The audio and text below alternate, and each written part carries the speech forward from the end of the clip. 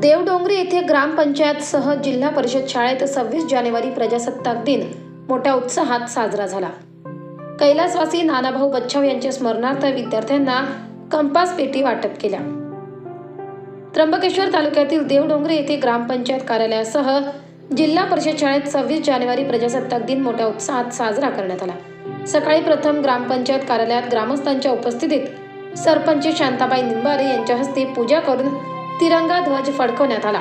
त्यानंतर जिल्हा परिषद शाळा येथे ग्रामस्थांसमवेत शालेय शिक्षण समितीचे अध्यक्ष हिरामण दोडके यांच्या हस्ते तिरंगा ध्वज फडकवण्यात आला. यावेळी विद्यार्थ्यांनी प्रजासत्ताक दिनानिमित्त भाषण व गीत गायन केले. तसेच देवडोंगरा बीट स्तरीय क्रीडा स्पर्धेत विजयी झालेल्या विद्यार्थ्यांना प्रमाणपत्र मानचिन्ह देऊन सन्मानित करण्यात आले.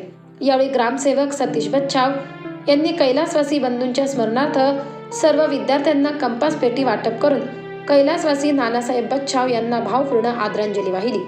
यावेळी शाळेचे मुख्याध्यापक भाऊराम पागी, सहशिक्षक सदाशिव सोळे, विलास गारे, देवीदास घुलूम, माजी सभापती मंगळू तात्या निंबारे, माजी सरपंच लक्ष्मण चौधरी, देवराम किरकिरे, उपसरपंच भाऊराव गवळी, ग्रामपंचायत सदस्य गोपाळ निंबारे, लक्ष्मीबाई निंबारे, विमल टबाले, रमेश शिंदे, कृषी सहाय्यक हरिदास पवार, ग्रामपंचायत शिपाई महेश शेवरे, पाणीपुरवठा कर्मचारी तुकाराम पागी, कॉम्प्युटर ऑपरेटर भागीरथ घुटे, आशा वर्कर अहिल्या वळवी, दया निंबारे, अंगणवाडी कार्यकर्ती रेणुका अवतार, राधा निंबारे, सविता निंबारे, मथीबाई वळवी, समुदाय आरोग्य अधिकारी प्रसाद जाधव, अर्धवेळ स्त्री सेविका लक्ष्मीबाई निंबारे तसेच विद्यार्थी व मोठ्या संख्येने ग्रामस्थ उपस्थित होते.